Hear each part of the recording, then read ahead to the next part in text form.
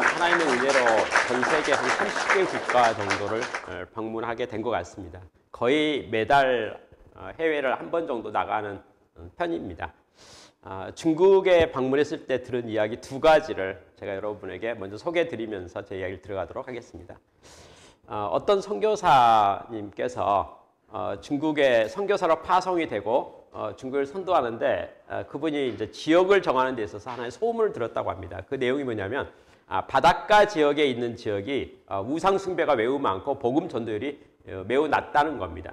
그러니까 우리 한국으로 말하면 뭐 인천이나 부산 같은 곳이 바닷가 해변 있지 않습니까? 그래서 이제 아무래도 그런 쪽이 복음 전파가 쉽지 않다라고 하면서 중국의 그 해변가에 있는 지역의 대표적인 도시가 상해라고 하는 도시가 있고 저 밑에 선전, 심천이라는 도시가 있습니다.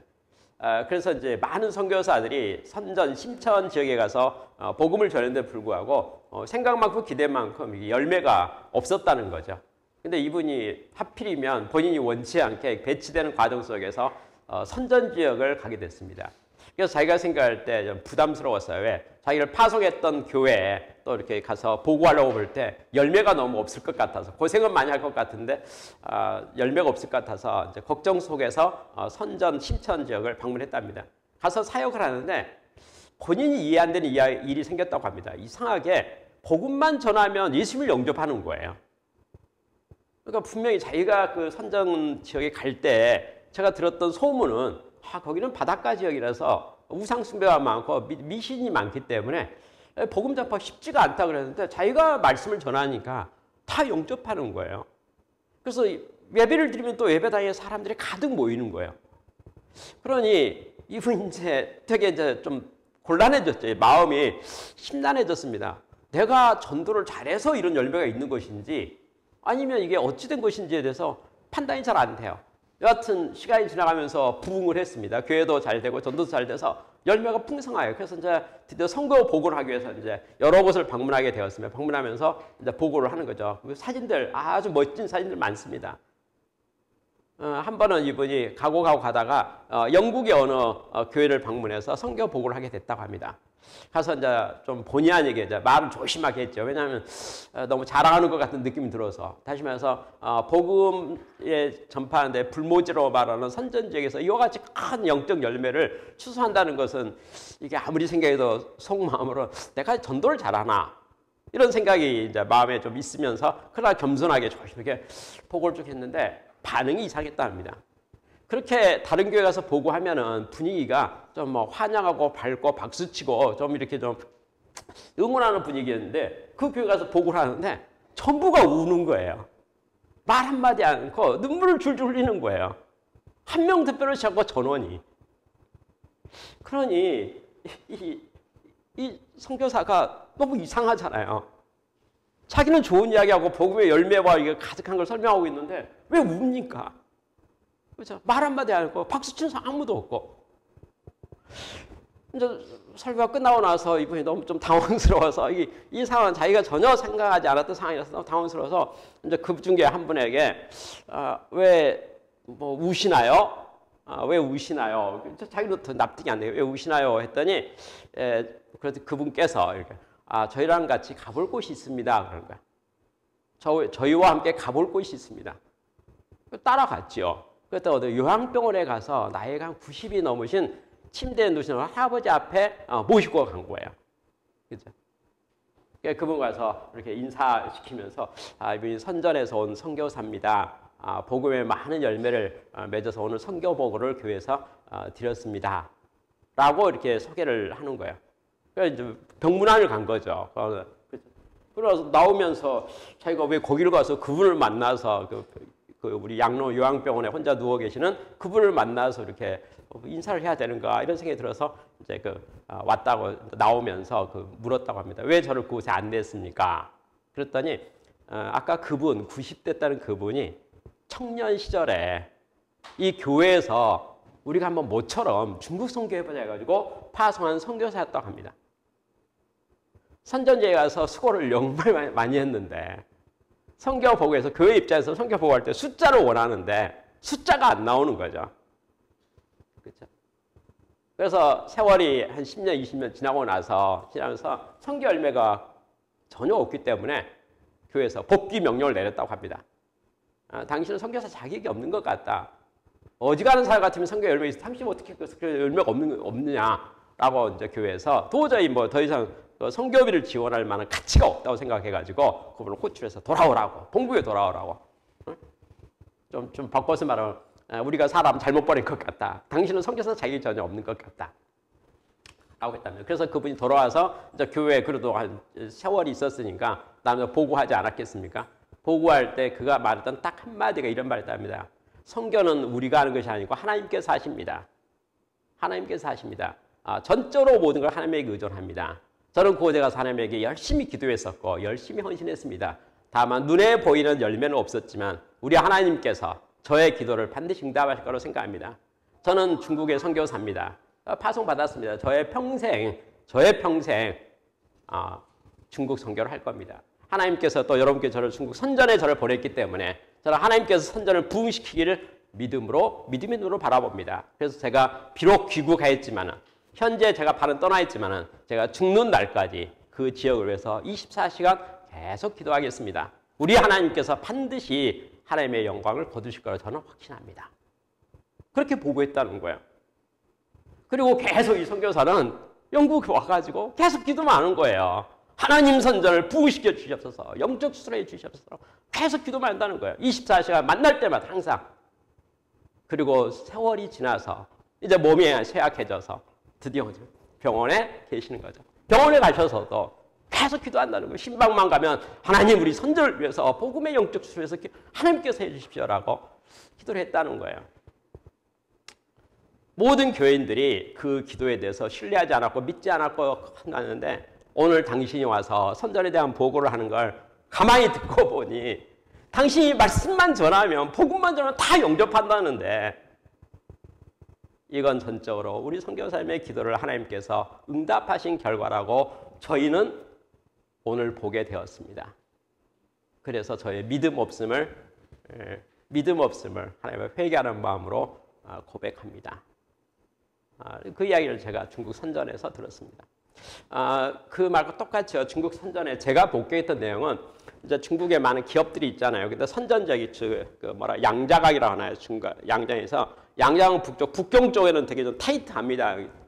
관리도 엄격하게죠. 근데 이제 상해 쪽만 오더라도 상업도시가 되니까 약간 부드러워요. 그리고 이제 선전 지역에 오면 홍콩 앞이 돼서 그런지 더 자유롭습니다. 좀 뭐 규제라 할까요? 정부 이 규제 같은 게 약간 좀 융통성이 좀 있어 보이죠. 제가 방문했던 그 선전에 방문했던 어느 회사에서 가을이 전 직원 체육대회를 하는 거예요. 체육대회를 하는데 운동장을 빌려서 체육대회를 하는데 코너들이 있는 거죠. 여기 가서 뭐 하고 게임하고 이게 한 바퀴 이제 도는 거예요. 근데 거기 필수 코스가 있는데 그 코스가 뭐냐면 복음 전하는 코스가 있어요. 전 직원은 거기 다 선교사가 선교사가 복음을 전해요. 아멘 하고 통과해요. 그렇게 개방된 모습을 제가 봤습니다. 오늘 2024년도에 중국의 모습은 꼭 그렇지는 않죠. 그래서 한때 제 눈으로 봤던 선전적인 자유로운 복음을 전파하는데 자유로운 모습을 저도 제 눈으로 목격한 바가 있고 또 그런 이야기를 들었습니다. 그래서 저는 이런 생각이 듭니다. 우리가 월드 베스트를 만들자라고 할 때 어떻게 만들 것인가에 대해서 내 능력과 내 재능과 내 달란트와 나의 노력의 결과로 월드 베스트를 만들어지는 것인가 아니면 하나님과 연합하여 하나님에 순종하여 하나님께서 월드 베스트를 만드는 것에 내가 참여하는 자가 될 것인가에 대한 생각을 하나 해보게 됩니다. 또 한 분을 이야기하겠습니다. 그분은 안산에서 외국인 근로자 노동자 사역을 했습니다. 그분은 스스로 생각할 때 본인 설교를 잘 못한다고 생각했어요. 설교를 잘 못하는 거죠. 설교 잘 못하고 목회에 대해 별로 자신이 없는 겁니다. 그렇지만 본인이 목사가 됐기 때문에 복음을 전해야 되지 않겠습니까? 근데 뭐 자기 수준과 실력에서 잘 안 되니까 안산 지역에 우리 외국인 근로자가 많이 와 있기 때문에 그들을 대상으로 해서 이렇게 사역을 했습니다. 그래서 안산 지역에 와서 나그네 같은 사람들 대상으로 복음을 전했는데 그것도 뜻대로 안 됐다고 해요. 그래서 본인이 이제 참 아쉽게 생각했죠. 난 나름대로 열심히 하고 있는데 목회도 안 되고 또 이렇게 외국인 근로자들 대상으로 복음 사역하는 것도 잘 안 되고 그러니까 많이 이제 하나님 앞에 위축이 됐습니다. 하나님 제가 어떻게 하면 좋겠습니까? 하다가 마음에 그럼 내가 열매는 없더라도 내가 믿음으로 선교지에 가가지고 복음을 전하는 일을 하면 어떨까 이런 생각이 들었습니다. 그래서 이제 그가 한번 선교사로 가겠다고 생각한 거예요. 근데 선교사로 가려고 하니까 가서 누구를 만나야 될지 어떤 방법으로 복음을 전해야 될지 전혀 지혜가 없잖아요. 그래서 이제 가만히 생각하던 중에 책꽂이에 있는 책장을 쭉 이렇게 보다가 그 존 버년의 철로역정이라는 책을 봤는데 철로역정을 책을 가만히 읽어보니까 믿지 않는 신자가 이렇게 믿음을 얻게 되는 그 경로죠. 과정에 대한 것이 잘 나와 있는 거예요. 그래서 그것을 잘 가만히 보면서 이걸 내가 이 책을 철로역정 책을 믿지 않는 사람들에게 강해를 하게 되면 사람들이 뭐 하나님에 대해서는 믿음의 길을 걷는 데서 도움이 되지 않을까 그런 생각이 들었습니다. 그래서 그게 자기가 따로 이게 교재를 만들 재능도 없는데 철로역정 책이 너무 마음에 들은 거죠. 그래서 이분이 철로역정 책을 자기가 나름대로 일장부터 쫙 하면서 편집을 쭉 했습니다. 순서 이제 시켜서 순서를 정한 거죠. 그렇게 해서 자기가 시간표를 일주일에 5일 강의한다고 생각하고 하루에 8시간 강의하면 5, 8에 40이 되지 않겠습니까? 그래서 철로역정 책을 40토막을 냈습니다. 50분짜리 40강좌죠. 그러니까 40강좌를 하게 되면 철로역정 책거리를 하는 거예요. 책을 한 권 떼는 겁니다. 그래서 자기가 나름대로 철로역정 책이 교과서고 그 다음에 자기가 나름대로 강의안을 만들어 내용은 동일한 내용이에요. 가지고 드디어 중국에 연락을 했습니다. 중국에 막 수소문을 했어요. 내가 철로역정 일주일 강의할 용의가 있는데 혹시 나를 필요한 거 있으면 연락 주시면 내가 가서 한번 봉사하겠습니다. 그렇게 했는데 중국은 땅이 엄청 넓고 지역도 넓잖아요. 곳곳에 많은 모임과 단체와 많은 게 있는데 무허가죠. 무인가 신학교가 중국에 엄청 많이 산재되어 있다고 하네요. 이름도 없는 어느 신학교에서 어쩌지 몇 달이 거쳐서 연락이 왔습니다. 혹시 저희 신학교 와서 한 일주일 정도 이렇게 강의해 줄 수 있습니까? 이런 거예요. 너무 기쁜 마음으로 그곳에 와서 일주일 동안 정성스럽게 철로역정 일주일 강의를 끝냈습니다. 끝냈는데 반응이 좋아서 그런지 누가 또 무허가 신학교 하나를 소개해 줬습니다. 그래서 또 가서 강의했어요. 중국에는 무허가 아까 무인가라 할까 그 조그만 신학교가 중국 전역에 수가 너무나 많기 때문에 뭐 수백 개 있겠죠. 그 중에 이제 계속 체크 해가지고 드디어 어렌지 해가지고 일주일에 한 신학교. 그 다음에 이게 월화수목금 5일 강의하죠. 토요일과 일요일은 어떻게 이동합니다. 그리고 또 딴 데 가서 또 일주일 강의하죠. 5일 강의. 그러면서 중국 전역을 돌아다니게 되었습니다. 본인은 철로역정만 강의하다 보니까 철로역정 박사가 됐어요. 그 책에 대해서 이제 뭐 책 한 번도 강의 잘합니다. 똑같은 내용을 40시간 있잖아요. 40시간을 계속 똑같은 내용을 반복해서 강의하니까 아주 이제 뭐 힘있게 이렇게 철로역정 강의라는 강사가 돼서 중국 전역에 이름도 없는 무허가 신학교를 쭉 돌아다니를 하게 되었습니다. 그러던 어느 날입니다. 신학교에서 신학교를 가려면 보통 일반적으로 기차를 타고 간다고 하네요. 기차 타고 해당 지역에 도착하면 누가 픽업을 해야 되잖아요. 픽업을 해야 돼. 그러다 보니까 각 신학교마다의 그 총무 같은 분들이 있지 않겠습니까? 이분이 가면 자기 픽업해 주는 분이야. 이분들끼리 네트워크가 다 돼버린 거예요. 각 신학교마다 그 연락 담당자, 이게 자기가 그 신학교 가면 픽업 나와야 되고, 그러면 그 자기들께 이번 선생님 몇 월 며칠 날 무슨 차로 출발해서 거기 무슨 역에 몇 시 도착하십니다. 이렇게 연락을 해야 되는 거죠. 그러면 거기서 나오잖아요. 그러니까 서로 이제 그 담당자 주고받고 하다가 네트워크가 돼가지고 이번에 중국의 최대의 교단이 만들어졌습니다. 중국 기독교 장로의 최대의 교단이 만들어졌어요. 중국에 무허가 신학교 있잖아요. 다 네트워크되고 하나로 다 서로 다 연결돼 있기 때문에. 그 선교사가 저한테 이렇게 말했어요. 저는 철로역정밖에 강의한 게 없는데 벗어난 게 하나도 없는데 저는 재주가 없는 사람입니다. 저는 능력이 없는 사람입니다. 제가 뭐 철로역정 책 내 교재도 만들 줄 모르면 저는 한국의 목사로서 선교사로서 가장 약한 자입니다. 교환 만들어 강의할 능력도 없는 사람입니다. 다만 철로역정 책이 너무 마음에 들고 좋아서 그 책을 교재 삼아서 그 강의했고 그것밖에 강의한 게 없고 그거 하나로 우려먹었던 사람인데 세월이 지나서 우리 하나님께서는 그 모든 신학교를 네트워킹해가지고 하나의 교단을 만들고 모두가 교단 신학교에 산하 신학교로 다 만드는 그런 일을 우리 하나님께서 하십니다. 여러분 중국의 최대 교단이 어떻게 만들어졌는지 저는 그분을 통해서 이야기를 드리면서 참 감명받았습니다. 우리가 월드베스트 만드는 거, 내가 월드베스트 되는 거, 내가 월드베스트 겨울 만드는 거, 그렇죠? 우리 능력은 유한하죠. 그러나 하나님께서 우리를 통해서 어떻게 이루실 것인가에 대한 기대감이 있으면 좋겠다는 것을 서로로 말씀드리고 제 이야기를 짧게 하겠습니다. 뭐 대부분 다 저하고 잘 아시는 분들이라서 동일한 이야기를 너무 길게 말하면은 지루할 것 같으니까 빠짝해서 넘어가면서 결론을 보도록 하겠습니다.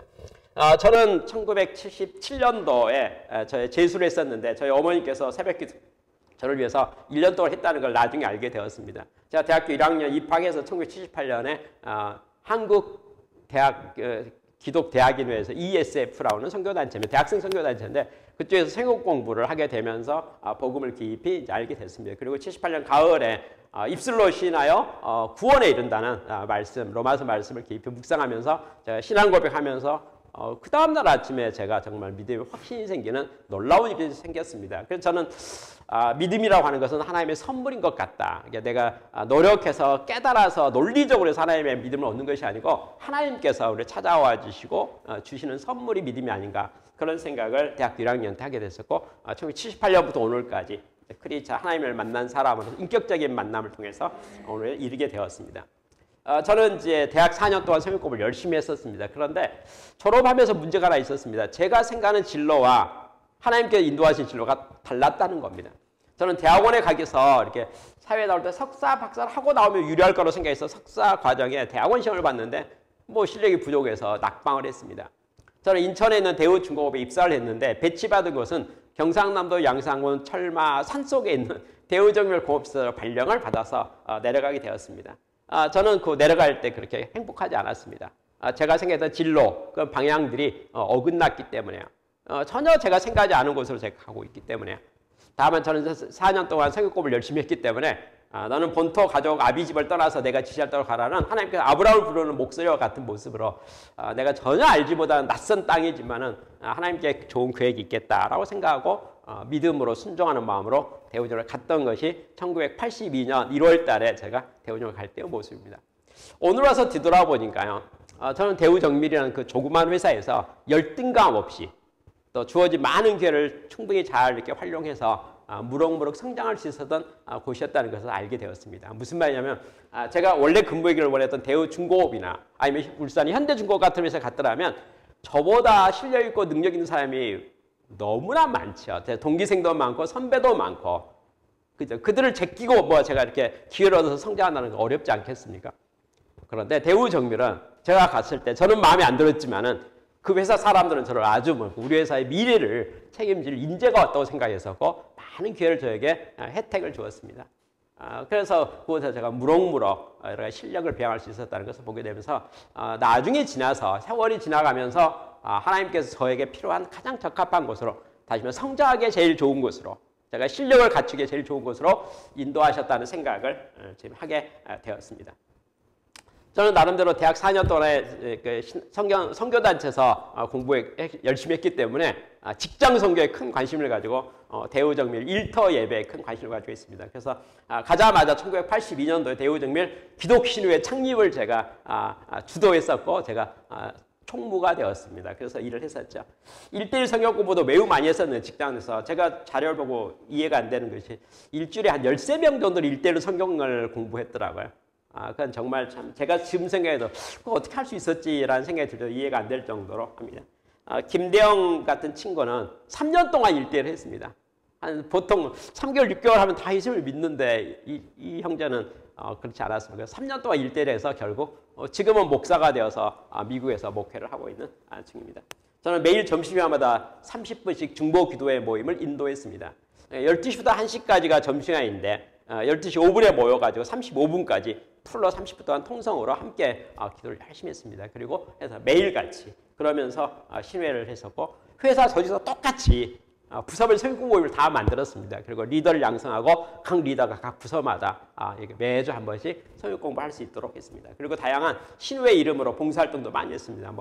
여름에 땀 많이 나니까 수건 나누어 식당 앞에서 수건 나눠주는 것도 하고 또 경제적으로 어려워서 결혼식 못 하고 그냥 동구에 사는 저희 직원들이 있었기 때문에 발굴해가지고 찾아내가지고 사장님께서 주례를 보도록 해서 신회가 주관하고 합동 결혼식 같은 것을 회사 강당에서 그런 것도 하기도 하고 또 이렇게 이단들도 있었습니다. 요즘도 난리지만은 대우 정밀에도 있어서 이단을 또 척결하는 작업에 대해서 앞장서서 하기도 했습니다. 그래서 어떤 일터를 선교지로 생각해서 직장 선교에 헌신하게 하신 하나님을 찬양합니다. 저는 대학 시절에 그 선교대에서 훈련을 받았기 때문에 직장에 배치되니까 직장에 선교하는 것, 직장 선교, 그 전 직원에게 복음을 전하는 것에 큰 소명 의식을 느끼고 열심히 10년 동안 일터 예배를 드렸었습니다.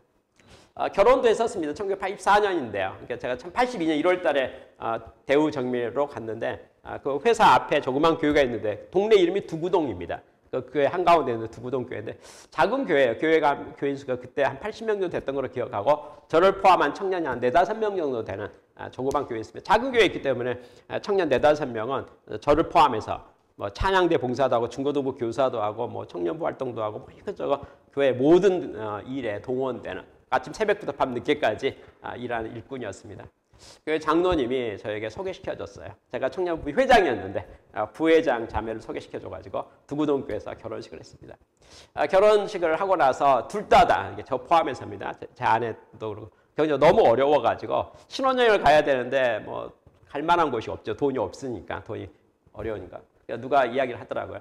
기도원으로 신혼여행 가면은 감사한것만 하면 된다더라. 그렇게 해서 부산 옆에 김해가 있고 김해 위에 무척 높은 산이 있는데 무척 산 정상에 산정호수가 있는데 경치가 좋고 기도원이 좋은 곳이 있다고. 그래서 신혼여행을 무척산 기도원으로 갔습니다. 그래서 저희 가원 만들었는데 그때 선정된 가원이 성령으로 말미암아 창조와 사랑을 이루는 목자의 가정을 우리 믿음의 가정을 만들었으면 좋겠다라고 했던 것이 결혼에 대한 이야기입니다. 그리고 나름대로 회사 직장 일에 대해서 열심히 했습니다.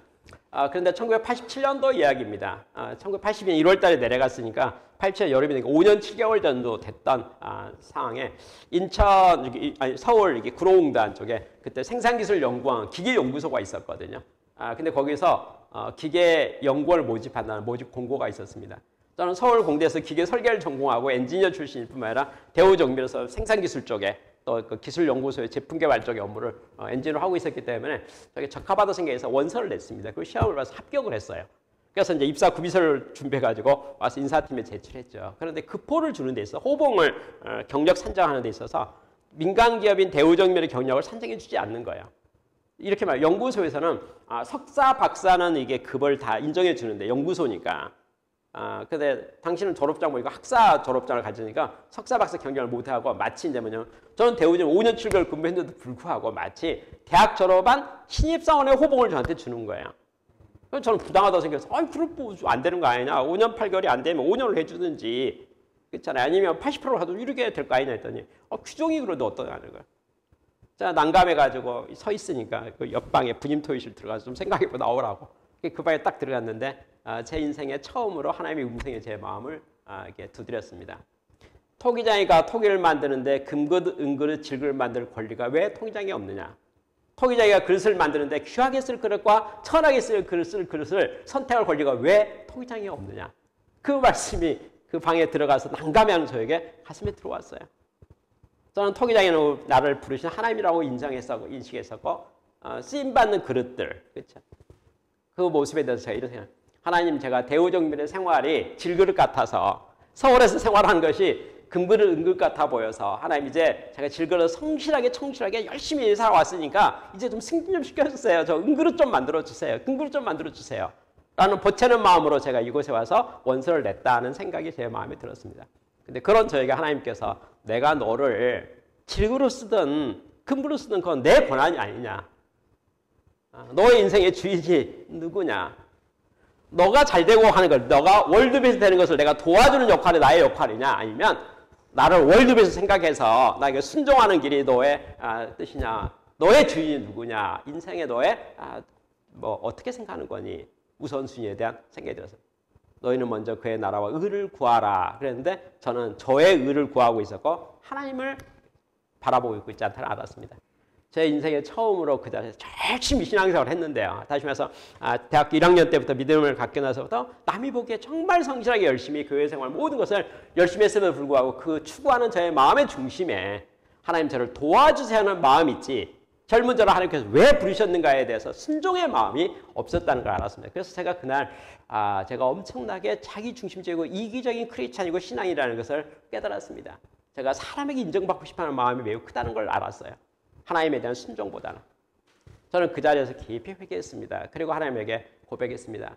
부르신 곳에 충성하겠습니다. 라고 했습니다. 그래서 저는 다시 그 자리에 바로 인사담을 만나서 A4 용지 팩기달라 해서 이 본인은 일신상의 사유에 의하여 기계연구소 입소를 포기하고자 하니 허락하여 주시기 바랍니다. 라고 해서 사익서를 제출하고 밤차를 타고 다시 대우정밀로 복귀했던 것이 1987년 여름에 있었던 저의 하나의 추억입니다. 저는 그때부터 대우정밀의 목자가 되었습니다. 그 전까지는 훈련받을 열심히 특심했던 크리스찬이었습니다. 그러나 저는 그 내려가서부터는 저는 이제는 미래에 대한 관심이 없었습니다. 무슨 승진에 대한 관심이 없었습니다. 저는 대우정밀에서 정년퇴직을 원했고요. 대우정밀을 제가 그 전에는 모든 무슨 생육공부를 열심히 하는 게 제 목적이었다면 그게 아니었습니다. 목자다운 삶을 살고 일터 공동체를 만드는 것이 저의 타겟이 되었고 열심히 했습니다. 저는 회사 주어진 모든 일에 정말 성실하게 충성스럽게 하면서 믿음의 본을 보이려고 노력했습니다. 그런 과정 속에서 하나님께 저에게 은혜를 많이 주셨습니다. 정말 놀라운 은혜였습니다. 대우정밀은 대우그룹사 중에 작은 회사 중에 하나입니다. 근데 각 회사에서 한 명씩 뽑혀가지고 1년에 한 번씩 사례 발표를 하거든요. 사례 발표하면 여러분도 아시는 것처럼 대우그룹에는 뭐 대우자동차, 대우전자, 뭐 대우중공업, 대우조선, 또 아니면 주대우, 아니면 대우건설 다 회사 큽니다. 종업원 수가 몇만 명씩 되는 큰 회사들이에요. 대우정밀 거기에 보면 저기 아주 작은 회사죠. 17등인가 24등인가 잘 모르겠는데 여하튼 맨 밑에 있는 겁니다. 그럼 여러분 경진대회 하잖아요. 대우그룹 경진대회 하면은 금상, 은상, 동상 누가 받습니까? 지금 말하는 회사 큰 회사들이 순번 받고 하면서 받습니다. 대우정밀이라는 회사는 참가상도 안 줍니다. 그냥 뭐 액세서리죠. 대우그룹 행사니까 그룹사 다 참여하는데 대우정밀도 참석하는 겁니다. 저는 대우정밀 대표로 1988년에 가가지고 대우그룹 전체 발표돼서 금상을 받았어요. 그건 하나님의 은혜죠. 하나님께서 위로하심이죠. 그렇잖아요. 그건 기적 같은 일이었습니다. 저는 기계를 전공했기 때문에 기계 기술사 자격증을 취득하게 되었었고 회사 내에서 제가 기술연구소에서 프로젝트 매니저가 돼가지고 사업관리도 하게 했었고 또 회사 내에 모든 사업을 잘 평가해야 되지 않겠습니까? 사업관리위원회가 있었는데 제가 제일 젊었기 때문에 사업관리 간사가 돼가지고 회사의 손익계산서랄지 월별 그 모든 것을 제가 매니지먼트 초안을 만들고 또 동의받고 하는 그런 일도 했었고 또 기술연구소에서 개발팀장으로 지냈습니다. 그렇게 해서 저의 대우대결 만 10년 생활이 있었던 것.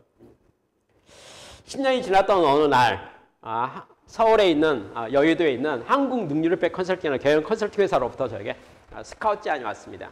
아마 그 회사에는 제가 기계기술사도 잘 뜨고 또 10년 동안 직장에 경험한 것도 있고 또 제가 그 과정 속에 일본 산업능률대학에서 VE기술 코스를 공부한 것도 있고 등등하고 여러 가지 뭐 아까 발표대에 나가서 금상도 받고 뭐 등등 했으니까 알려져가지고 제가 대우그룹의 강사로 용인의 연수소에 강의도 하고 그러니까 그런 것이 아마 돼서 저를 스카우트 제안이 왔던 걸로 생각합니다. 저는 아까 말씀드린 대로 대우정밀에서 정년퇴직으로 만복인 사람이기 때문에 당연히 거절했죠. 즉각 거절했죠. 두 마음이 없었죠. 근데 계속 연락이 왔기 때문에 여러 선배들에게 믿음의 선배들에게 7명을 전하고 실로 상담을 했습니다. 근데 그분들이 모두가 저에게 옮기라고 했습니다. 이직을 권했어요. 컨설팅 업종은 미래 직종이기 때문에 괜찮은 것 같다 가봐라 등등 해서 각자 여러 가지 사유를 들어서 저에게 이직을 권했습니다. 저는 뭐 저로서는 갈 생각이 전혀 없었지만 선배들이 다 그렇게 제가 좋아하는 선배들이 신뢰하는 선배들이 이직을 이렇게 권했기 때문에 저는 순종함으로 이직을 했습니다. 근데 막상 컨설팅 회사에 오니까 대우정밀과 분위기가 달랐습니다. 대우정밀은 시골이어서 그런지 몰라도 선후배가 서로 뭐 밀어주고 끌어주는 분위기가 있고 공동체성이 있었고 좋은 팀이었었고 정말 순박했는데 컨설팅 회사는 정말 똑똑한 사람들의 모임이라서 모래알 집단 같아서 경쟁의식이 매우 심했습니다. 저는 그곳에서 이렇게 적응하는 것이 쉽지가 않았습니다. 그리고 심지어는 제가 입사한 1992년 1월 달에 컨설팅 회사에 입사를 했는데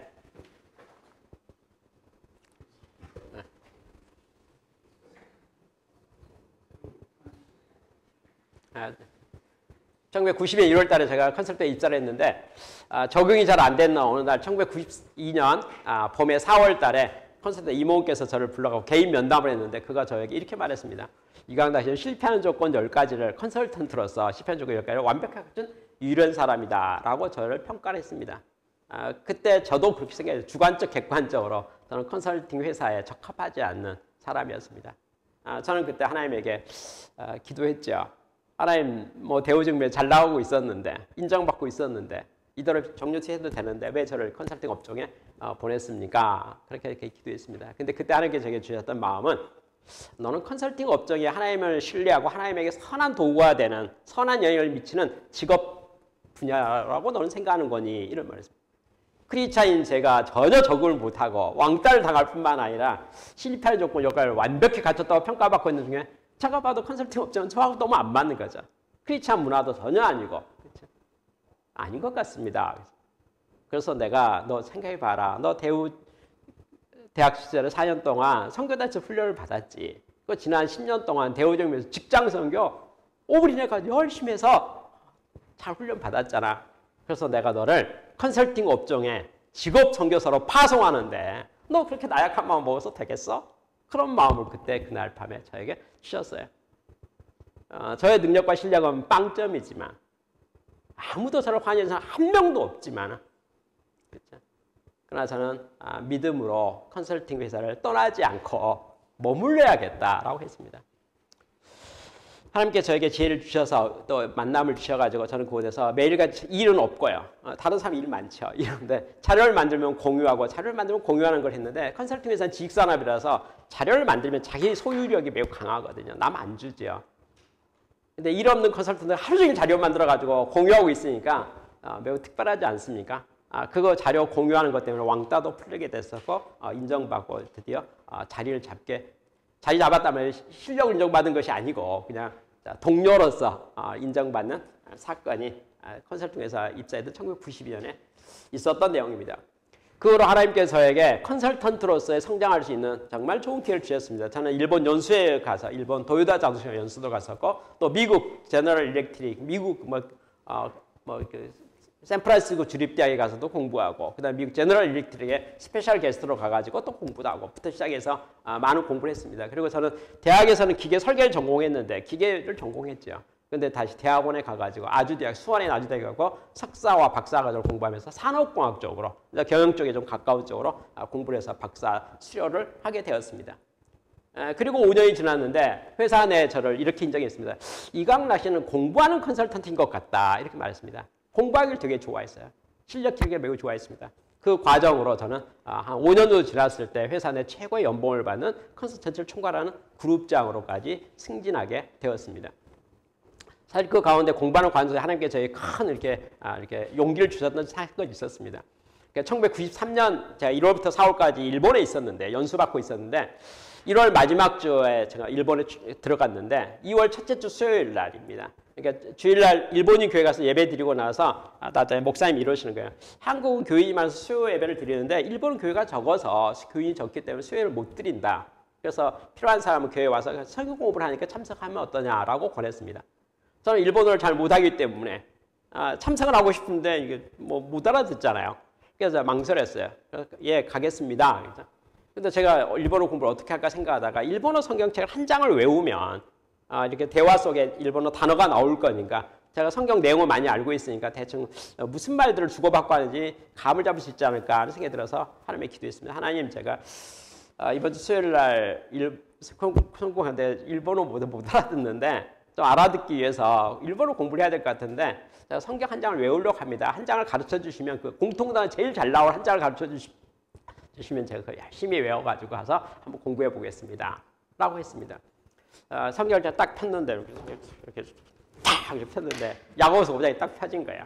그래서 주일날 저녁부터 주일날 오후부터 수요일날 교회 갈 때까지 틈만 나고 시간만 나고 계속 야고보서 그것을 읽고 쓰고 막 읽고 막 외우려고 노력해서 목적 딱 하나입니다. 야고보서에 있는 5장에 있는 일본어 단어가 제 귀에 들리면 그 단어는 제가 들은 말이니까 대충 추리를 할 수 있고 알아듣지 않을까 이런 기대감을 가지고 했어요.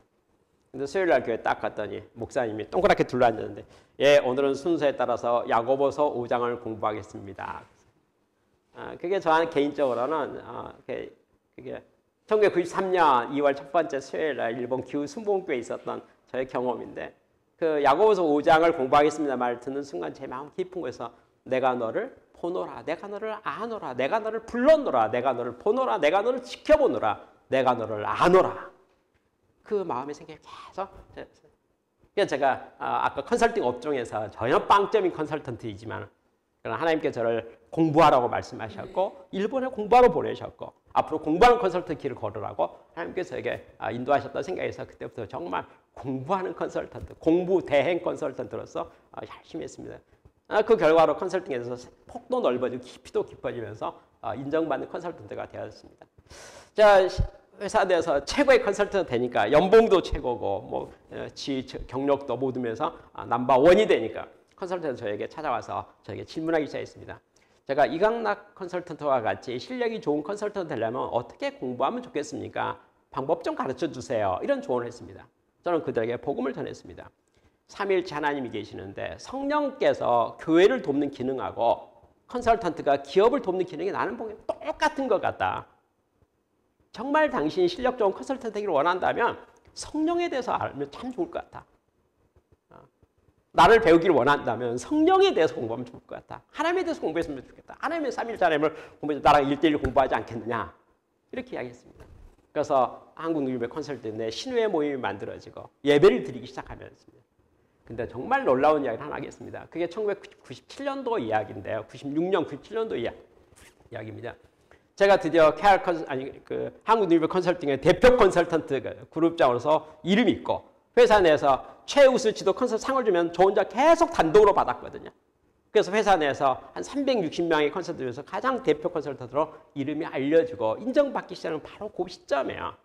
대한민국의 유수한 컨설팅 회사의 대표 컨설턴트가 100% 크리스찬으로 바뀌었다는 거예요. 정말 놀랍지 않습니까? 우리 하나님께서는요, 컨설팅 업종을 변화시키고 하나님의 선한 도구로 사용하기 위해서 컨설팅 회사마다, 의미 있는 컨설팅 회사마다 크리스찬을 다 불러왔어요. 그리고 그 안에서 조직에서 뭔가 역할을 하고 성장하게 했어요. 저는 제가 속해 있었던 컨설팅, 능률업 컨설팅에서 크리스찬으로서 제가 크리스찬으로서 당당했기 때문에 저를 믿는 저 주변에 있는 크리스찬 컨설턴트들이 회사 내에서 생활을 매우 잘할 수 있는 여건도 만들어지고 복음의 선한 도구로 사용할 수 있도록 여건이 만들과 동시에 제가 알게 된 많은 컨설팅 회사에 누구 대표들을 만나잖아요. 모임들이 있잖아요. 만나게 되잖아요. 어디 가서 저는 어느 컨설팅 다닙니다. 그죠? 이야기하다 보면 그도 교회 다니는 거예요. 그도 선교에 관심이 있는 거예요. 전도에 관심이 있는 거예요. 그래서 여러분 이렇게 제가 컨설팅 회사에 부르심 받은 거 하나님의 은혜일 뿐만 아니라 제가 속해 있는 컨설팅 회사 대표 어떤 실력이 좋은 컨설팅 인정받게 된 거 그 모든 하나님의 인도하심일 뿐만 아니라 컨설팅 업체에 하나님의 뜻과 계획이 있어서 저와 같은 사람을 컨설팅 업계를 불러서 이 업계를 선한 하나님의 도구로 사용하시는 하나님의 놀라운 계획이 있었다는 것을 여러분에게 고백할 수 있습니다. 저의 이제 이야기를 몇 가지 하겠습니다. 유한함을 인정하기로 했는데 저는 1998년 9월 10일 오후 2시 반에 서울의 한강 옆에 올림픽도로에서 졸업운전으로 하마터라면 죽을 뻔했습니다. 깨달은 게 있습니다. 남은 나를 알지 못하는 인생이 어떻게 사는 게 좋을 것인가. 과거는 역사이고 미래는 불확실한데 어떻게 하면 좋을까. 결국 오늘 최선을 다해야 될 것이 아닌가 하는 생각을 했습니다. 저는 그래서 제가 죽으면 제 머릿속에 있는 컨설턴트 지식이 다 소멸되지 않겠습니까? 너무 아깝잖아요. 저는 그래서 컨설턴트 양성 과정을 시작했습니다. 저의 분신들이죠. 컨설팅 업계에 제가 알고 있는 지식과 노하우를 잘하는 사람이 많으면 좋겠다는 생각에서 컨설턴트로서 아까 제가 능률업의 컨설팅에 있을 때는 제가 이제 회사 내 지식 공유하는 데 관심을 가졌다고 했지 않습니까? 근데 제가 나와서 1998년에 제가 컨설팅에서 KR 컨설팅 창업하고 나왔습니다. 창업하고 나서는 이제 제가 컨설팅 대표니까 많은 컨설턴트, 대한민국의 많은 컨설턴트 사장들에게 제가 알고 있는 노하우와 지식을 무상으로 무료로 나누어주는 일에 매우 관심을 가졌습니다. 그리고 열심히 했어요. 매주 강의했어요. 매주 토요일 날 8시간씩 1년 동안 강의했습니다. 3년 하겠다고 했어요. 그런 모습이 너무 신기하지 않습니까? 그래서 중소기업 청에서 저를 특별하게 생각해가지고 컨설팅 회사 컨설턴트로서 대표로서 신지식인 그때 제2건국운동이었고 각 분야마다 한 신지식인 선정하고 뭐 표창하던 임명 주던 그런 시절이었는데 제가 최초로 컨설턴트에서 신지식인 증서를 받은 바가 있습니다. 저는 그때 월드베스트 기업 만들기 매뉴얼도 만들고 책도 쓰고 하면서 노력했습니다. 2008년이 되었을 때 컨설팅을 해보니까요. 만 10년, 여러분 다 아시는 단어입니다. 사업이 만만치가 않습니다. 그렇죠. 우여곡절 많죠. 실력만 더 있다 해서 사업이 잘 되는 건 전혀 아니지 않습니까? 직원 이직하기도 하고 또 나름대로 잘 판단해도 생각해도 투자했는데도 실패하기도 하고 뭐 M&A도 잘 안 되기도 하고 여러 가지 많은 일들이 있죠. 저의 한계를 많이 느꼈습니다. 그러면서 제가 느낀 생각이 있습니다. 작은 배는 작은 파도에 시달리고 큰 배는 큰 파도에 시달린다는 겁니다. 그걸 좀 바꿔서 말하면 이렇게 인생길이라는 것이 나그네 길이 안전함이 없다는 거죠. 그럼 어떻게 살면 좋을 것인가 해서 저는 이스라엘 민족을 광야 40년도 하나님께서 구름 기둥 불교를 인도하셨다는 하나님을 깊이 바라봤습니다. 그러니까 내 인생이 하나님에게 전적으로 의존해서 매일매일 하나님의 말씀에 순종하는 삶을 살았으면 좋겠다는 생각이 들었습니다. 그래서 저는 2008년 10월 11일 날 믿음으로 결단했습니다. 하나님, 제가 열심히 살았습니다만은 현재 상황도 만만치가 않고 자 앞으로 모든 미래도 만만치가 않음을 알게 되었습니다. 그래서 제가 제 노력과 제 의지와 제 경험과 저의 판단으로 미래를 설계하지 아니하고 나와 함께 하시는 하나님에게 전적으로 의존해서 하나님께서 인도하시는 대로 내가 순종의 길을 걷기를 원합니다. 제가 저의 미래를 설계하는 것보다 하나님의 인도하심에 순종하는 것이 훨씬 더 지혜롭다고 제가 판단하오니 하나님 저를 인도하여 주소서라는 결단을 2008년 10월 11일 날 했습니다. 저는 한번 연습해 보려고 했습니다. 그렇게 해도 될까요? 40일 특별 기도 기간을 잡았습니다. 아침마다 기도하는 거죠. 오늘 하나님 말씀하시면 순종하겠습니다. 그렇죠? 그 전에는 뭐 기도 제목이 하나님 저를 이걸 이루어 주셔서 도와주셔서 이걸 해주세요라는 기도를 했다면 저는 이 기도 제목이 바뀌었습니다. 하나님 오늘 저에게 하시고자 하는 말씀하시면 저는 그 일을 하겠습니다. 하나님이 기뻐하시는 오늘을 살겠습니다. 하나님의 말씀에 순종한 삶을 살겠습니다. 자신이 없어서 연습 게임으로 한 40일만 해보기로 해서 했던 것이 그때 10월 11일부터 11월 19일까지 40일의 기도 칼렌더였습니다. 40일 지나고 나서 뭐 해도 되겠다 생각이 들었어요. 그래서 11월 20일부터 연말까지 40일에다가 2009년 365일 더하니까 405가 되는 거예요. 그래서 5를 딱 떼고 2008년 11월 20일부터 2009년 12월 23일까지 400일짜리 칼렌더를 별도로 만들었습니다. 그리고 400일 동안 열심히 살았습니다. 400일 동안 좋은 일이 많았습니다. 이래도 되겠구나 생각이 들어서 44배를 했으니까 4,000일짜리 칼렌더를 만들었습니다. 4,000일 칼렌더가 2010년 1월 1일부터 2020년 12월 31일까지. 여러분 2020년 12월 30일 되었을 때 이대로 살면 되겠다. 앞으로 그래야 되겠다 해서 40, 400, 4,000을 했으니까 이제 4만 해야겠다. 동그라미는 도대체 4만이에요. 4만 개니까 110년이더라고요. 110년을 이 육신으로 뭐 마지막 날 못 볼 게 확실하다 생각이 들어서 그냥 간단히 계산하겠으면 죽는 날까지 호흡 있는 마지막 날까지 뭐 그냥 이렇게 살겠다. 그렇죠? 태어나서부터 내 인생이 110년이 될지 2021년 1월 1일부터 앞으로 110년 될지 그건 모르겠지만 그 계산은 내가 할 수가 없고 그냥 저의 생명이 호흡 있는 마지막 날까지 믿음의 사람으로 기도하는 사람으로 하나님께서 말씀하시는 대로 순종의 삶을 살겠다라고 했습니다. 그러한 삶의 결과에 대한 것을 한 두세 가지 보도록 하겠습니다. 저는 2008년부터 2013년까지 중국에 있는 한국 유학생을 대해서 유학생의 미래를 준비하는 모임을 만들어서 운영한 바가 있습니다. 2008년부터 2013년까지 크리스찬 컨설팅에서 대표들로 오병이어 모임을 만들어서 기도의 모임을 만들고 세계 선교와 함께하자 해서 만든 알토스 컨설 그룹을 창업해서 또 같이 일했습니다. 청년들 멘토링 사업을 했습니다. 크리스찬 청년에서 아둘람 공동체, 다윗이 아둘람 동굴에서 생활했던 걸 생각하면서 아둘람 공동체를 2008년부터 2013년까지 했습니다. 그리고 어린 전도협회도 참여하고 한동대학교 겸임교수로 가고 인하대학교도 강의하고 성균관대학교도 강의하고 호남신학교를 돕는 일도 하고 또 ESF, 또 GBS 글로벌 브리지 오브 쉐어링입니다. 한국교회가 중국교회를 도와서 중국교회가 세계 선교도 돕자라는 모임입니다. IBA는 비즈니스 얼라이언스입니다. 이게 비즈니스 성교단체입니다. GS는 글로벌 스타트업 네트워크 해가지고 한국 크리스찬 청년들을 창업 훈련시켜가지고 잘 이렇게 돕자는 겁니다. ANN은 열방 네트워크라는 전문인 선교단체입니다. 저는 2018년 2월부터 연변과학의대에 매달 가가지고 연변과학의대 겸임교수가 돼가지고 연변대학의 학생들을 가르치고 또 연변대학의 졸업생들을 돕는 창업 멘토링을 하는 쪽에 일을 했습니다. 블레싱 재팬에서 일본 선교단체입니다. SFK가 시너지 포 킹덤 컴퍼니입니다. 그래서 하나님 나라에서 이 SFK가 저기에서 GSA나 ANN과 거의 유사한 비즈니스 선교 단체입니다. 일터 개발원 뭐 등등해서 저기 하나님께서 연결되는 대로 일을 쭉 했습니다. 근데 재미난 것은 숫자가 너무 많잖아요. 어떻게 이거 다 했는가? 이게 굴곡이 써진 건 뭐냐면 한때 했었지만 지금 안 하고 있다는 걸 의미합니다. 무슨 말이냐면 예를 들면 유학생의 미래를 준비하는 모임 5년 했더니 중국의 크리스찬 멘토 그룹이 많이 만들어졌어요. 저는 한 달에 가서 일주일 머무르면서 학생을 도왔는데 그 멘토 그룹은 중국에 살고 있기 때문에 매일같이 유학생 기숙사 앞에 방을 얻어가지고 새벽 기도를 인도하고요. 매주 토요일마다 이렇게 프로그램을 만들어서 운영하고 주일날 되면 셔틀버스를 대여해가지고 학생들 예배 드릴 수 있도록 도와주는 그런 것을 다 멘토를 하는 거예요. 그러면 저한테 질문했습니다. 이강락 대표는 유학생의 미래를 준비하는 몸의 주관자이십니까? 돕는자이십니까? 이렇게 제가 질문했어요. 시작이야 제가 했으니까 주관자였죠. 근데 그 질문이 나오는 시점에서는 그들이 주관자가 된 거죠. 그래서 하나님께 촛대로 옮기셨습니다. 그래서 제가 깨달은 게 있어요. 뭡니까? 제가 하나님의 은혜 가운데 어떤 모임을 시작할 수 있지만은 시작하는 때가 있지만은 때가 되면 하나님의 때가 되면 하나님께서 멤버 천지하신다는 거예요. 세대 교체하신다는 거예요. 그 다음을 끌어가셔. 우리가 내가 시작한 거 내 것이라는 거 아니죠. 소유권은 하나님에게 있는 거. 우리는 청지기로 부르심 받은 자죠. 그게 바로 청지의 길이라고 말할 수 있겠습니다. 유학생 미를 준비하는 모일 때 찍었던 사진 중에 한 커트가요. 이건 아둘람 공동체 멤버들 같이 중국 가서 공부하던 그리고 청년을 돕는 모임들이고 제가 많은 청년들에게 다음 세대들 청년들에게 했습니다. 그 멘토링 프로그램도 참여하고 그런데 제가 거룩한 나갈 하나님의 영광이라는 제목으로 저의 제자들 아까 말한 알터스 컨설 그룹이랄지 아니면 아둘람 공동체 멤버들이 해산하고 나니까 그들이 다 NGO 단체를 만드는 거예요.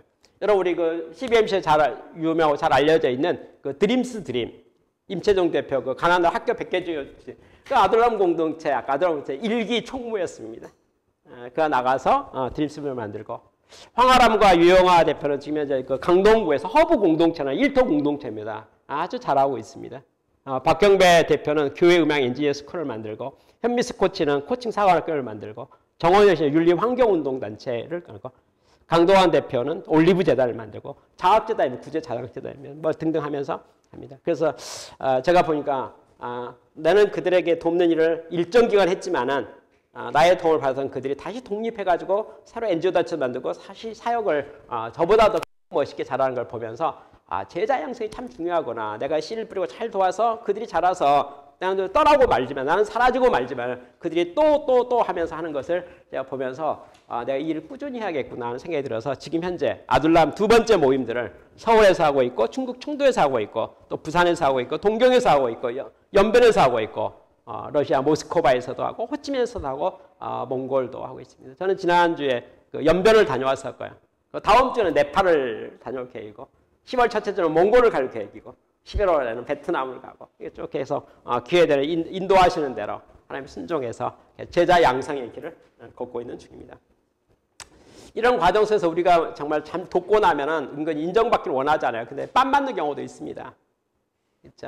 속상한 경우가 있죠. 그래서 제가 하루는 하나님한테 빰을 맞아가지고 너무 속상해가지고 이렇게 말해서 하나님 보시는 바와 같이 아시는 바와 같이 사람도 충성스럽게 열심히 해가지고 남도 없고 나누는 일을 정말 했는데 제가 이런 억울한 일을 당해서 너무 속상합니다. 하나님 다른 사람도 좀 시켜주세요. 저는 이제 남도 안 할랍니다. 라고 저녁에 잘 때 속상한 일이 있었어요. 근데 그 다음날 아침에 새벽 들어가서 딱 성경 말씀을 하는데 산상순이 딱 읽어주는데 마태복음에 산상순 있잖아요. 하늘 창고에 보아 쌓는 내용이 딱 제가 보여주면서 하나님께 제게 이렇게 묻는 것 같아요. 이강락, 내가 너를 잘 안다. 너 좋은 일 참 많이 한 거 내가 알아. 근데 중요한 게 하나 있어. 너가 했던 모든 일 다른 사람 다 알잖아. 다른 사람이 너 다 칭찬하잖아. 너 인정받잖아. 그래서 너가 생각할 게 있는데 하나님만이 너를 인정하고 칭찬할 수 있는 거리가 없어. 그래서 너 하늘 창고에 보아 쌓는 게 뭔 줄 알아? 하나님의 이름으로 순종해서 이루어진 그 결과에 대해서 사람들로부터 인정을 받지 못하고 오직 인정하고 칭찬할 사람은 하나님밖에 없는 것이 바로 하늘 창고에 보아 쌓는 거야. 너 어저께 처음으로 하늘 창고에 입고시켜놓고 입금시켜놓고 그렇게 밤새 속상해하니 내가 보기에 좀 마음이 좀 그렇다. 너 어떻게 생각하니? 너 마음을 하나님께 제게 주셨어요. 그래서 그날로부터 오늘까지 또 앞으로도 그러겠지만 성경 말씀에 오른손 하는 일을 왼손이 모르게 하라는 거 있잖아요. 내가 사람으로부터 인정받기를 원하는가? 하나님에게 인정받기를 원하는가? 내가 사람들이 칭찬 듣는 박수 받는 사람이 되기 원하는가? 하나님으로부터 착하고 충성된 정직이라는 말을 듣는 거 원하는가에 대한 내용을 생각할 수 있습니다. 오늘 읽어도 성경 본문 말씀을 읽어보면은 거룩한 산제물로 너희 몸을 그 산제물로 드리라 이렇게 돼 있잖아요. 하나님과 인격적인 만남과 하나님을 신뢰하는 것, 또 하나님의 인도하심을 신뢰하고 또 성장률 게임을 통해서 지속적으로 성장하는 거, 또 일터와 삶의 자리에서 증인의 삶을 사는 거, 또 하나님께 인도하신 동역자들을 만나는 거, 또 최선을 다하여 탁월한 실력을 갖춘 최고에 도전하는 거, 또 나눔과 섬기는 사랑의 실천과 제자 양성하는 거, 그 청지기의 자서 시작할 때와 끝날 때를 분별하는 것, 오직 하나님의 영광과 하나님의 인정하심만을 바라보면서, 그렇죠? 하나님께서 월드 베스트로 인정하는 사람이 되는 것. 사람으로부터 월드 베스트가 아니고, 사람의 평가는 매우 다양하지만 하나님에게 인정받는 그런 월드 베스트를 우리가 만들어 주겠다 생각합니다. 저는 다음 세대에 양성하는 것에 대해서 관심을 가지고 하고 있는데, 제 큰아들 이야기를 하나 하고 이야기를 마치도록 하겠습니다. 저희 큰아들은, 저희 집에 아들이 둘이 있습니다. 둘 다 결혼을 지금 했어요. 독립을 했습니다. 저희 큰아들 1985년에 태어났습니다. 초등학교 시절에 달리기를 참 잘했습니다. 인사도 되게 잘해서 교회에서나 학교나 주변 이웃으로부터 이렇게 칭찬을 많이 받았습니다. 근데 중학교 시절에 이제 사춘기가 오면서 선생님이나 부모님보다 친구와의 우정을 더 소중하게 생각해서 드디어 갈등이 생겼습니다. 그래서 아주 뭐 이렇게 다시 말해서 제가 보는 관점에서 중고등학교 시절에 방황을 했습니다. 저는 뭐 말이 안 통하는 거죠. 뭐냐면 부모나 선생님 말보다 친구의 말이 더 우선순위 있고 권위가 있기 때문에 제 말 영향이 없는 걸 보면서 하나님 앞에 기도했습니다. 그래서 매일 아침 제가 큐티를 쓰는데 큐티 쓰면은 제 아들에게, 큰아들에게 매일같이 이렇게 메일을 보내줬습니다. 읽지도 않더라고요. 그 수신 읽는 게 표시가 되잖아요. 제가 보내는 거 읽지도 않더라고요. 그래도 메일을 보냈어요. 중고등학교, 고등학교 2학년 때였을 때 처음으로 제 큰아들로부터 저에게 짧은 답장이 왔습니다. 2줄짜리 짧은 답장이 왔어요. 이렇게 왔습니다. 아버님께서 믿고 신뢰하는 하나님께서 저를 지켜보고 인도하신다는 믿음이 없으신가요? 이렇게. 제가 제 아들의 믿음 없음에 대해서 안타까워서 계속 메일 보내고 이렇게 하는 것에 대해서 하나님께서 자기의 인생도 바라보고 있다는 걸 인정하지 않는지라고 반문했어요. 저는 그 말 딱 순간 제 큰아들이 하나님 안에 주 안에 있다는 생각이 들어서 참 감사함을 느꼈던 적이 있습니다. 대학교 입학할 때 전공을 심리학과로 정했습니다. 그는 음악 심리 치료사가 되고자 희망했었습니다. 그러더니 대학 가서 공부를 하더니 음악이 너무 좋아가지고 대학교 1학년 2학기 때 음대로 전과를 희망했습니다. 저는 처음에 반대했죠. 근데 나중에 하나님께 각 사람이 주는 달란트는 다를 수가 있다. 내가 내 아들의 진로와 미래를 결정하는 것이 나의 권한은 아닌 것 같다 생각하면서 제 아들의 어떤 하나님께 준 달란트를 존중해 줘야 되겠다 생각해서 허락을 했습니다. 그는 대학교 1학년 2학기 때 음대로 전과를 했습니다. 대학교 2학년 때 작곡을 전공하면서 전공악기를 이제 와서 대학교 들어와서 피아노, 바이올린 배울 수 있는 상황이 아니기 때문에 기타리스트, 기타로 정했습니다. 그 다음부터 제가 정말 제 아들을 잘해서 생각합니다. 기타리스트로 자리 잡기 위해서 매우 열심히 연주를 했습니다. 물어보니까 하루에 10시간 이상 연주 연습을 했다 합니다. 그 1년 만에 그 학교 내에서, 음대 내에서 기타리스트로 넘버1이 됐다라고 저한테 이야기를 했습니다. 1년 동안 기타 연습을 엄청 많이 해가지고. 심지어는 제가 대학교 2학년 이야기를 들으면서 수업 받은 것도 많고 기타 연습도 하루 10시간 했다 하니까 제 마음에 이제 이런 생각이 들었어요. 잠은 언제 잤어? 그랬잖아. 잠은 언제 잤어? 제가 계산해 보니까 하루 24시간 모자란 것 같아서 잠은 언제 잤어? 그랬더니 제가 빙긋 웃으면서 이렇게 말했습니다. 예, 제가 대학교 2학년 1년 동안에 1시간 잔 것 같아요. 라고 말했습니다. 1년 동안에 1시간 잠잤다는 표현이 많은 걸 의미한다고 생각합니다. 그는 수업에 열심히 참여해서 수업을 잘하고 또 과제 레포트도 있었을 거고 남는 시간 밤새면서 기타 연습을 10시간씩 했다는 거. 우리 잠자는 시간 동안에 매일같이. 그렇게 1년 후에 그는 기타리스트로 학교 내에서 인정받은 기타리스트가 됐다는 것을 봅니다. 저는 그러한 제 아들의 그 큰아들의 어떤 헌신, 또 자기가 하고 싶은 거, 자기가 하지 않으면 안 되는 상황. 왜 이렇게 할 수밖에 없었냐면요. 작곡을 하고 나면 이 곡이 하면 연주가 돼야지 피드백이 되지 않습니까? 근데 본인이 악기가 없으니까 부탁을 해야 되잖아요. 피아니스트나 부탁을 해야 되는데 끼리끼리 어울리기 때문에 악기를 다루지 못하는 제 아들에 대해서는 품앗이가 안 되는 거예요. 그러니까 다른 사람은 작곡 수업하면 자기들 나는 기타리스트야, 나는 바이올리니스트야, 나는 첼로야 하면 서로 주고받고가 되는 거예요. 근데 제 아들이 악기가 없으니까 작곡은 자기가 전공했지만은 품앗이가 안 돼요. 자기도 악기를 하나 해야 되잖아요. 근데 짧은 시간 연습만 많이 하고 일정 수준에 오를 수 있는 악기를 전략적 선택한 기타였었고, 기타 빨리 1등이 돼야지 작곡을 제대로 할 수 있다고 판단한 거죠. 그렇죠? 그래서 밤새면서 기타를 연습해갖고 어떤 기타로서 인정을 받고 나니까 드디어 뭔가 품앗이가 되는 거죠. 그렇죠? 그래서 제 큰아들이 대학을 졸업할 때 작곡상을 받을 수 있었거든요. 작곡상을 받을 수 있으니까 작곡 잘해서 받은 것이 아니고 작곡된 곳을 이제 같이 연주로 피드백을 하면서 보완하고 또 평가도 받고 그게 가능했다는 거죠. 그걸 위해서 그는 대학 2학년 1년 동안 잠 1시간밖에 안 자고 노력했던 그 시절이 있었다는 것을 저는 개인적으로 되게 감명 깊게 생각합니다. 대학 졸업하고 나서 홍대 앞에 와서 인디밴드 활동에 참여를 했습니다. 그는 맨손으로 제가 누구 소개시키려고 했더니 아빠는 음악하고 관계 없잖아요. 제 길은 제가 갈 거예요. 라고 혼자서 홍대 앞에 뛰어 들어가서 인디밴드 활동을 시작했습니다. 어떻게 했는가 봤더니 마음에 드는 밴드를 매일같이 항상 참여하면서 결국은 그들을 설득해가지고 멤버가 됐습니다. 어느 좋아하는 멤버 항상 붙어 있는 거죠. 항상 그 앞에 앉아 있는 거죠. 그렇잖아요. 100% 풀로 집착해가 딱 붙어 있으니까. 그러니까 친해졌잖아요. 쉬는 시간에 나 한번 연주해 볼래? 그래서 너도 잘하네? 그렇잖아요. 그러면서 멤버가 되고. 나중에 그는 본인이 희망하는 인디밴드를 장르별로 만들었습니다. 장르마다. 그러니까 음악의 장르가 많잖아요. 이태원 제 큰아들 만든 밴드 수가 얼마 전에 물어봤어요. 몇 개나 돼? 그때 60몇 개가 되더라고요. 음악의 종류마다 장르마다 한 단어씩 만들어서 60몇 개의 반대를 만들었어요. 그 중에 이제 많은 것들은 이제 지금 활동이 이제 스톱이 됐습니다. 안 하죠. 지금 현재 활동하는 밴드가 20, 30개 되는 것 같아요. 20, 30개. 자기가 만든 밴드는 자기가 장르마다 만들어서 하고 있습니다. 별 음악을 다 합니다. 예를 들어서 국악으로부터 시작해서 국악은 시로라는 밴드가 있고요. 그 다음에 그 헤비메탈, 그 헬리비제라는 밴드가 있고 모든 장르의 밴드를 만들어서 거기에 자기가 작곡하고 기타에서 참여해서 같이 해서 음악가로서의 길을 걷고 있는 중입니다. 저는 그렇게 많이 만들고 모든 열정적으로 참여하는 것에 대해서 되게 감명을 받습니다. 한 번은 자기가 버클리 음대에 가서 유학하고 오겠다고 그랬어요. 그래서 좋다 생각했습니다. 버클리 음대 유명하니까. 가더니 한 학기 하고 와버렸어요.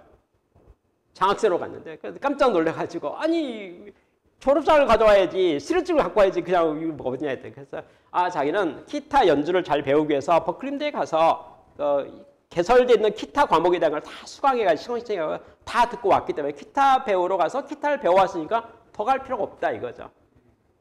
우리는 졸업장과 사회적인 평가를 되게 희망하는데 제 큰아들은 기타를 배우러 가서 기타를 잘 배워서 기타리스트가 되고 기타리스트 월드베스트 되기 위해서 노력하는 모습을 봤습니다. 그는 한 번은 저한테 멕시코에서 3년 있다 오겠다는 거예요. 그래서 깜짝 놀라고 왜? 그랬더니 자기 그 음악 감성이 멕시코 민속음악하고 좀 비슷한 것 같다고. 그걸 가더니 멕시코 음악을 가지 않고 샌프란시스코로 가더라고요. 그래서 왜 샌프란시스코와 멕시코 간다더니 그랬더니 자기가 가려고 했는 연락했던 그 사람이 한 달 동안 샌프란시스코 거리 악사 있잖아요. 한 달 동안 거리 공연한다고 거기 가서 같이 만날 거라고 그렇게 이야기했습니다. 그래서 여하튼 같이 샌프란시스코 거리 축제를 한 달 했습니다. 그리고 나서 그런 탁월하기 위해서는 자신에게 맞는 음악을 해야 된다고 생각해서 한국 사람이니까 국악도 할 줄 알아야 된다라는 생각으로 하는 걸 봤습니다. 작년 2023년 대한민국 대중음악상을 수상을 했습니다. 근데 수상에 참석을 거절하더라고요. 그래서 왜 거절했더니 한국의 대중음악상의 심사위원들은 자기가 음악을 하니까 자기를 수상자로 선정할 권리가 있지만은 나는 대중음악을 하는 게 아니라 나의 음악의 세계를 가고 있기 때문에 나는 수상을 거절할 권리가 저에게도 있는 겁니다. 라고 해서 수상 거절하더라고요. 올해 2024년 BTS 유명하죠. 그 리더인 RM이 앨범을 냈습니다. 그 앨범 작업에 제 큰아들도 참여했어요. 그 곡이 10곡이 나왔는데 10곡 중에서 너츠라는 곡하고 도모다치라는 곡 두 곡을 제 큰아들이 작사하고 작곡하고 연주에 참여해서 곡을 냈습니다. 도모다치라는 곡이 올해 2024년 전반기 최고의 곡으로 선정됐다는 이야기를 제가 들었습니다. BTS도 유명하고 그 앨범도 유명하고 또 도모다치도 유명한데 제 큰아들이 거기에 리더로서 나름대로 작사, 작곡, 연주로 참여해서 음악가의 길을 걷고 있는 것을 보게 됩니다. 저는 개인적으로 제 큰아들에 대해서 하나님 앞에서 깊이 이렇게 기도하고 있는 중입니다. 저는 시간상 제가 큰아들 자랑을 좀 했는데, 이야기를 했는데, 마무리를 해야 되겠다 생각합니다. 우리 모두 하나님께서 부르신 뜻이 있는데, 사실 우리는 한계를 느낍니다. 사업의 한계를 느끼고 모든 한계를 느끼는데, 정말 하나님 앞에서 부르신 그러니까 나는 한계를 느끼지만 나의 하나님은 나에 대한 한계를 느끼는 게 아니잖아요. 그렇잖아요. 하나님께서 모세를 불렀을 때 모세 한계를 느껴서 이렇게 한계를 느꼈으면 그걸 뭐라고 주여 보낼 만한 자를 보내소서 이렇게 고백했던 사람이 모세라고 성경책에 기록되어 있지 않습니까? 모세는 분명히 한계를 느꼈습니다. 나는 아닙니다. 보낼 만한 자를 보내소서라고 했습니다. 그래서 하나님께서 화를 내셨고 모세를 강제로 이끌어서 출애굽의 역사를 일으켜서 하지 않았습니까? 모세가 위대한 인물로 위대한 지도자로 인정을 받고 있는데 그건 전적으로 하나님의 인도하심이고 하나님의 이끄심이고 하나님의 선택하심이고 하나님의 부르심이라고 생각합니다. 에레미야 선지자가 슬픔 가운데 고백했을 때 슬픔을 고백했을 때 포로 잡혀는 슬프고 그렇잖아요. 또 70년 뒤에 돌아온다 해서 슬프고 슬픈 이야기가 에레미야에 쭉 나와 있지 않습니까? 근데 에레미야서를 가만히 읽어보면 이렇게 하나님의 뜻이 나와 있으나 내 뜻은 미래의 희망이다 그랬습니다.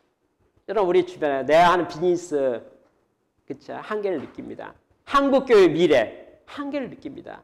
전도와 선교의 한계를 느낍니다. 우리는 한계를 느끼죠. 우리는 한계를 느낍니다. 하나님이 한계를 느끼실까요? 아니죠. 하나님은 전지전능하신데요. 한계를 느끼는 건 우리죠. 그렇지 않습니까? 그러면서 저는 나의 한계에 머무르지 말고 전지전능하신 하나님에게 전적으로 의존하여 하나님께서 우리에게 기대하는 건 월드 베스트입니다. 그렇죠? 순종함으로 하나님께 나를 통해 이루고자 하시는 월드 베스트를 반드시 이루는 우리가 됐으면 좋겠다는 것을 말씀드리면서 제 이야기를 마치도록 하겠습니다. 자, 짧게 기도하고 마치겠습니다. 감사하신 아버지 하나님, 저희가 능력과 모든 것은 한계가 있고 유한하지만 하나님의 부르심 안에 순종함으로 말미암아서 하나님께서 저희를 미래를 희망으로 부르신 줄 믿사옵고 또 미래를 저희가 잘 감당하도록 인도하실 줄 믿사오니 저희를 월드 베스트 되게 하여 주시옵소서. 하나님의 영광을 드러내는 저희의 인생과 삶이 되게 하여 주시옵소서. 저희는 부록 청지기로 부르심 받았지만 저희를 통해 이루실 놀라우신 아버지의 영광을 드러내는 저희 삶이 되도록 축복하여 주시옵소서. 모든 것 주님께 감사드렸고 우리 주 예수 그리스도의 이름으로 기도드립니다. 아멘.